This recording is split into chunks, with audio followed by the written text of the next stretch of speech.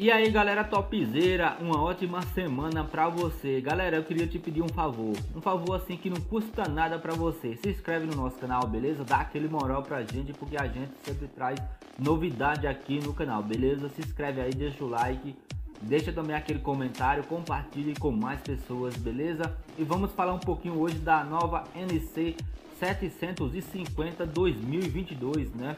Sim, teremos agora para essa geração também a opção de transmissão com o sistema de dupla embreagem, o sistema automatizado DCT. Ou seja, nós estamos aumentando a quantidade de modelos no nosso line-up com essa tecnologia. Já tínhamos Goldwing, XATV, recentemente a Africa Twin e agora teremos também a NC com duas opções de transmissão, a transmissão convencional e a transmissão automatizada com dupla embreagem DCT. Em relação ao volume, é claro que é uma tecnologia que está chegando, no caso da NC, vai ser a nossa moto com DCT mais acessível, comparando-se com as demais, a Africa Twin, XADV, Goldwing. A gente espera uma boa aceitação, mas vamos gradativamente acompanhar a reação de mercado. Então, a princípio, nós vamos ficar em torno de 20%, né, das motos a serem oferecidas no mercado com DCT. Ainda a maioria será com a transmissão convencional, mas o mercado é que vai dizer como é que vai ficar essa proporção mais lá na frente. É claro que é um modelo global e justamente por ser um modelo global, segue um projeto comum, né, para vários países. Uma das razões da alteração, vamos chamar dessa nova geração da NC 750X, que mudou a parte estrutural, chassi, suspensões, design totalmente novo. Aqui nós estamos vendo inclusive a versão DCT já acessorizada, né? Também mudou a parte mecânica em razão de emissões. Então lá na Europa nós temos a regulamentação Euro 5, que aqui no Brasil, a partir do ano que vem, virá como Promote Fase 5. Então é claro que a gente já adequou para o mercado europeu e, consequentemente, também aqui para o nosso mercado. Então elas são muito comuns. Existe, claro, um pouco de diferença de performance, porque, como já é sabido, para o Brasil nós temos particularidades em relação ao combustível. Nós temos aqui etanol adicionado de 22% a 25% aproximadamente na gasolina. Então os ajustes da parte eletrônica da motocicleta são feitos para o nosso combustível, para as nossas condições climáticas.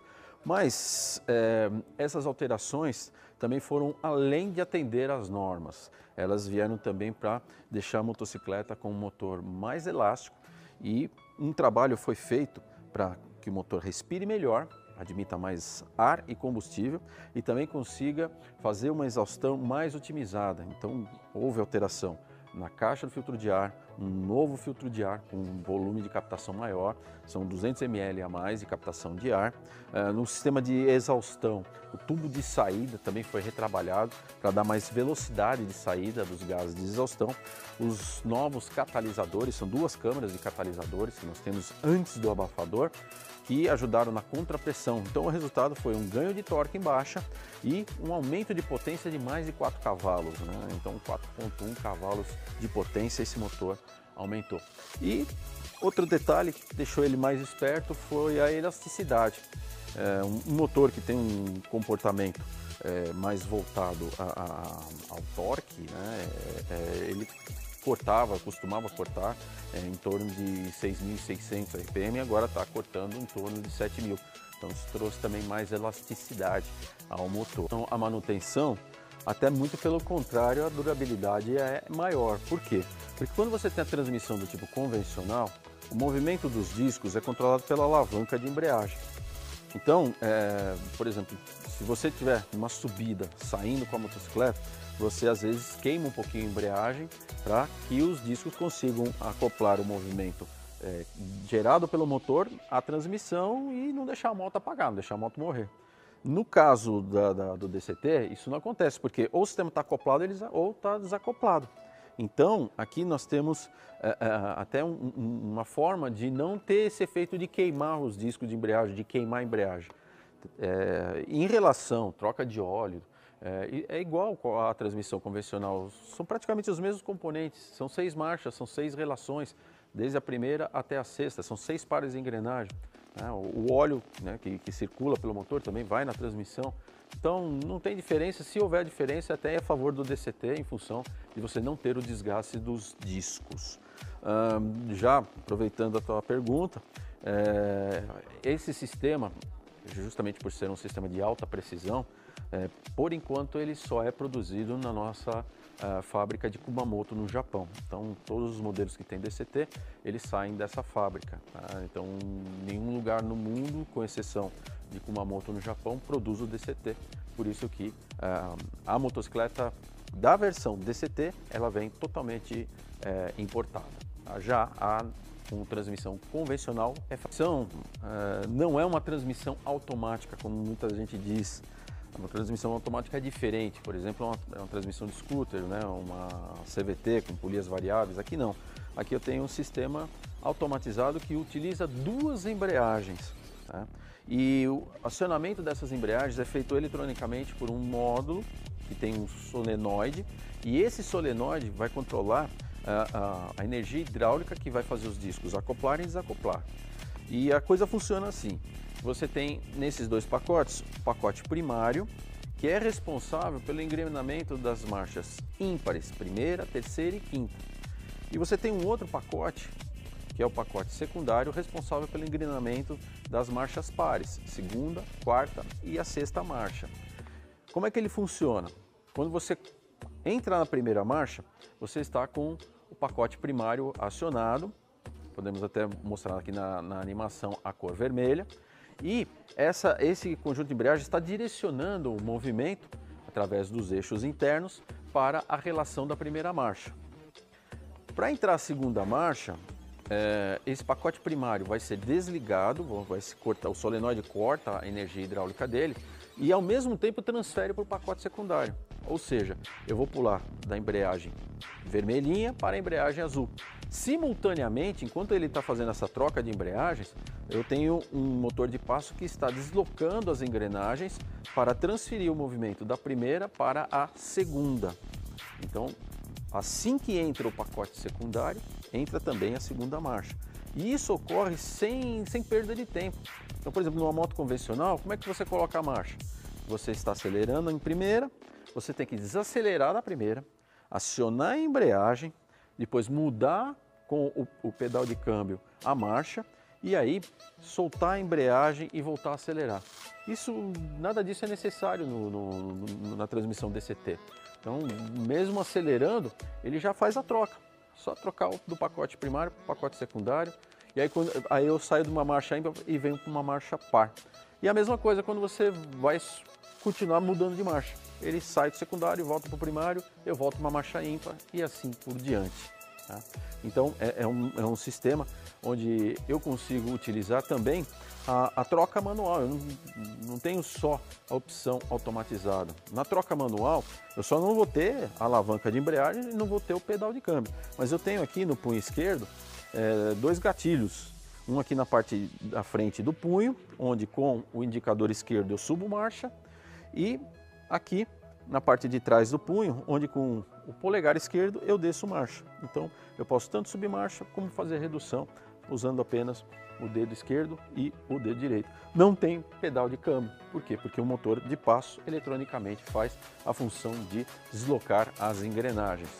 E se eu for usar o modo automatizado, eu tenho 4 mapas. Então eu tenho um mapa Drive, né, que visa mais autonomia, então ele troca a marcha com um giro um pouco mais reduzido, mas eu tenho mais 3 outros modos Drive que vão aumentando a esportividade, ou seja, eles vão trocando a marcha com um pouco mais de giro e um pouco mais de velocidade.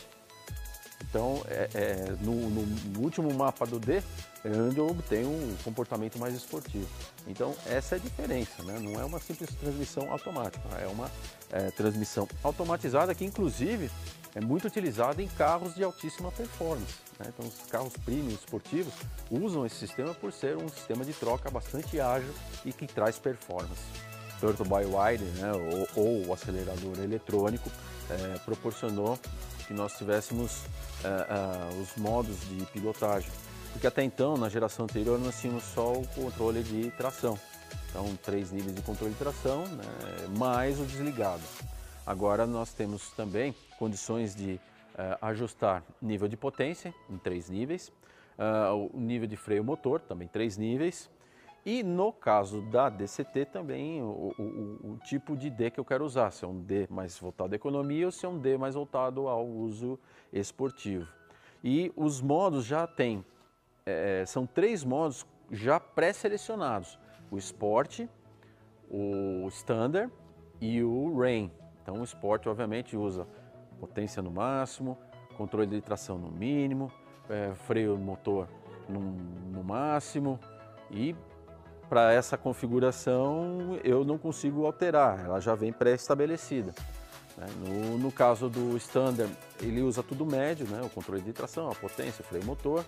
E no Rain, obviamente que ele usa a entrega da potência mais gradual, mais compatível com piso escorregadio, né? O Rain é de chuva. Um intermediário de controle na verdade o máximo de controle de tração e intermediário de freio motor. Agora, se eu quiser fazer, eu escolher o que eu quero de potência, o que eu quero de freio motor, o que eu quero de controle de tração, aí eu coloco no User, porque o User é o único que eu consigo configurar do jeito que eu quero, do jeito que está de acordo com o meu estilo de pilotagem. E no User eu consigo desligar o controle de tração, nos outros não. Tá? Então, agora na NC, nas duas versões, tanto na versão convencional, com transmissão convencional, como essa aqui com a transmissão do tipo DCT. Uma mudança importante na parte estrutural. O chassi, embora ele permaneça um Diamond, que usa o bloco do motor como parte estrutural da motocicleta, ele teve alteração de desenho, principalmente aqui na parte traseira, para poder acomodar o assento numa posição um pouco mais baixa, um reposicionamento do tanque, que fica aqui na parte de trás, debaixo do assento do garupa, mas embora ele não tenha aumentado de tamanho, né, ele continua com a mesma capacidade, 14,1 litros, eu consegui com esse reposicionamento do assento mais espaço aqui na frente. E esse espaço maior aqui na frente proporcionou um porta-objetos ou porta-capacete maior. Agora eu tenho 23 litros, tá? Então eu tenho 1 litro a mais do que na geração anterior. E também a caixa do filtro de ar ganhou um volume maior, o próprio elemento do filtro de ar ficou maior e a capacidade de respiração do motor melhorou. Por isso que o rendimento do motor melhorou bastante. Tá? Em relação às suspensões, também acompanhando essa tendência de baixar a altura do assento, elas foram recalibradas. Então agora, tanto na suspensão dianteira como traseira, são 120 milímetros de curso. Isso trouxe muita agilidade para o uso urbano e bastante conforto para o uso estradeiro, o uso touring. Aliás, essa é a função, né, do SDBV, né, que é Show Dual Bearing Valve. Então, com esse sistema que já tinha na geração anterior, você não precisa nem ajustar a suspensão, ele automaticamente seleciona o caminho que o óleo percorre dentro da bengala. Se você tem um piso bastante irregular, né, onde a suspensão trabalha muito, o caminho que o fluido vai fazer dentro da bengala é por válvulas com diâmetro menor, ou seja, uma restrição para que não haja fim de curso. Agora, quando você tem um tapetão de estrada, que você está andando sem irregularidades, aí o caminho que o fluido vai fazer vai ser por válvulas com diâmetro maior, ou seja, privilegiando o conforto da motocicleta. Bom, em termos de design, a gente já está vendo aqui, mudança total, não tem nenhuma carenagem aqui comum à geração anterior. Embora ela tenha a mesma proposta, mantido aqui o espaço para o capacete, todas as carenagens são novas, inclusive aqui o para-brisa ele é mais alto, ele está 2 centímetros mais alto e mais largo. Como o piloto fica posicionado um pouco mais abaixo, né, o assento está um pouco mais baixo, então você tem aqui uma excelente proteção aerodinâmica. Tudo aqui, até o assento foi redesenhado, então em termos de design nós temos aí o que nós chamamos de Full Model Change, mudança completa. Bom, o painel ele continua em LCD, porém ele agora tem um novo desenho, uma nova forma de visualização dos instrumentos. Continua completo, como era já na geração anterior, mas ele ganhou alguns itens a mais. Por exemplo, no caso do computador de bordo, a gente agora consegue ver a carga da bateria, quantos volts eu tenho de carga na minha bateria. Consigo também associar a cada um dos trips, né, porque eu tenho trip A e trip B, para cada um deles eu associo consumo instantâneo, consumo médio e tanto independente de A, independente de B e no total. Agora eu posso associar para cada um desses trips o tempo de viagem. Então, para o trip A, eu selecionei lá um tempo de viagem e ele vai marcar, ele vai contar esse tempo para mim, então eu sei quanto tempo eu fiquei na estrada, quanto tempo eu rodei, enfim, independente, trip A, trip B, trip total. Mas assim, em termos de visualização, a grande novidade mesmo é a visualização e o controle dos modos de pilotar. 2 pacotes de acessórios. Por quê? Porque nós temos as concessionárias que vão comercializar a MC750X com a transmissão convencional, que são todas as concessionárias do Brasil. Porém, para comercializar a versão com transmissão DCT, nós vamos ter a rede Dream, que comercializa as motocicletas importadas. Mas esses 2 pacotes são só para exposição. Essa aqui, por exemplo, está acessorizada, mas o comprador da motocicleta ele vai escolher o que for melhor para ele.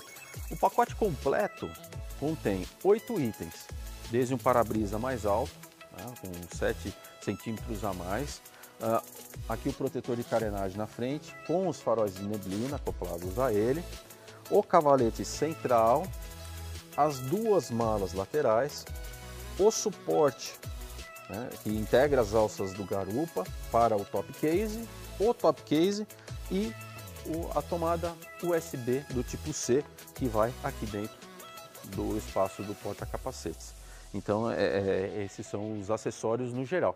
Mas as concessionárias que vendem as motos com transmissão convencional vão expor a moto com o pacote urbano. Nesse pacote urbano, eu vou ter esse suporte aqui para o top case, e aqui a carenagem, o protetor de carenagem e o cavalete central, e mais a possibilidade do USB. E no pacote que nós chamamos de travel, né, ou de viagem, que vai ser exposto nas concessionárias Dream, aí é o pacote completo. Mas repito, você não precisa comprar o pacote, você pode adquirir o acessório que você achar mais conveniente.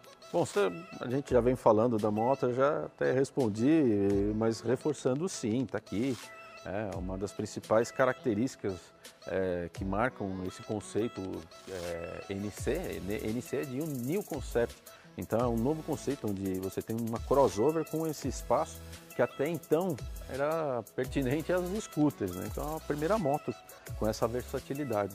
Então isso, além de ser mantido, foi melhorado. Se você gostou desse vídeo, deixa aí o seu like, deixa o seu comentário